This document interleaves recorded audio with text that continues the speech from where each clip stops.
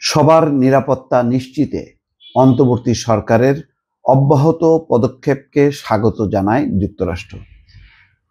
যুক্তরাষ্ট্রের এই শিরোনামটা লক্ষ্য করে নিশ্চয়ই বুঝতে পারছেন যে তারা ফাঁদে পা দেয়নি, অর্থাৎ তারা নিরাপত্তা চায়। আবার অবশ্যই এই নিরাপত্তা নিশ্চিত করার জন্য অন্তর্বর্তী সরকারের যে পদক্ষেপ তাকে স্বাগত জানাচ্ছে যুক্তরাষ্ট্র। চমৎকার বক্তব্য, খুবই ডিপ্লোম্যাটিক অ্যান্সার। বিশ্বব্যাপী ভারত যে অপপ্রচার চালাচ্ছে বাংলাদেশকে একঘরে করার জন্য, তার বিপরীতে যদি বলেন যুক্তরাষ্ট্রের এই বক্তব্যটা খুবই ইতিবাচক। বাংলাদেশের সব নাগরিকের নিরাপত্তা নিশ্চিতে অন্তর্বর্তী সরকারের নেওয়া অব্যাহত পদক্ষেপগুলোকে স্বাগত জানায় যুক্তরাষ্ট্র। মঙ্গলবার যুক্তরাষ্ট্রের পররাষ্ট্র দপ্তর এই কথা জানায়।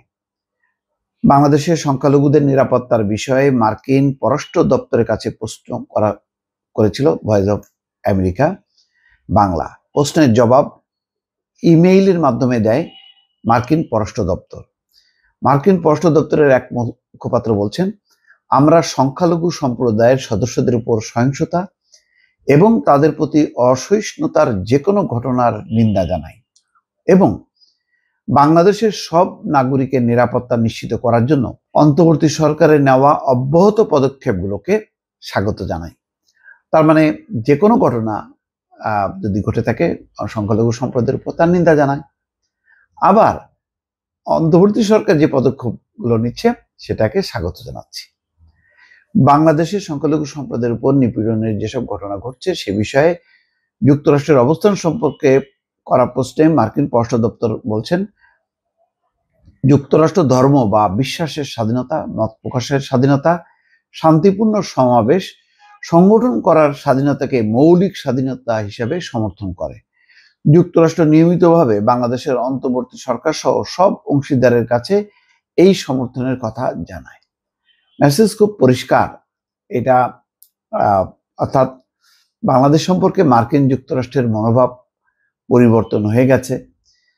ট্রাম্প আসলে বাংলাদেশের উপর স্যাংশন দেবে। ভারতীয় বংশোদ্ভূত আমেরিকানরা খুবই সোচ্চার, তৎপর এবং নরেন্দ্র মোদী যা বলবে ট্রাম্প তাই করবে, এমন একটি ধারণা যারা করছে তাদের জন্য এই পররাষ্ট্র দপ্তরের এই বক্তব্যটা গুরুত্বপূর্ণ। পররাষ্ট্র দপ্তরের আজকের যেই মন্তব্য, কেউ যদি মনে করে যে না জানুয়ারি মাসে বা ফেব্রুয়ারি মাসে এসে পাল্টে যাবে, এটা ভুল ধারণা। তাদের এই নীতি নির্ধারণী যেই বক্তব্যগুলি বা বিষয়গুলো তারা সেখান থেকে কখনো শিফট করে না এবং বড় বড় যে ঘটনাগুলো তারা মন্তব্য করে তখনই যখন তারা তাদের নিজস্ব অনুসন্ধানে তারা দেখে যে হ্যাঁ ঘটনা সত্য, তখন কিন্তু তারা বক্তব্য দেয়। আদারওয়াইজ অন্য যে কোনো বিষয়ে যদি কেউ অপপ্রচার বা মিথ্যা তথ্যের উপর ভিত্তি করে তারা প্রশ্ন করে, তখন তারা একটা কমন উত্তর দেয়, না ঘাটকা না ঘাটকা, কারণ তারা তো জানে না এবং তারা বলে যে আমরা এই বিষয়ে জানি না, তবে আমাদের পলিসি হচ্ছে এই, তারা পলিসির কথা জানায় কিন্তু তারা ওই বিষয়ে কখনো মন্তব্য করে না। এইভাবেই দেখছি তো গত 8-10 বছর ধরে মুশফিক ফজল যখন প্রশ্ন করে তখন তারা যেটাকে কনফার্ম হয় তখন তারা মন্তব্য করে, যখন যেটা কনফার্ম হয় না তখন তারা কমন প্রশ্নের উত্তর দেয়। এইভাবেই চলছে। তো এখন আপাতত যেটা বোঝা যাচ্ছে যে তারা এই ভারতের ট্র্যাপে পা দেয়নি। এটি হচ্ছে বড় আশার কথা। দর্শক ভালো থাকবেন, আল্লাহ হাফেজ।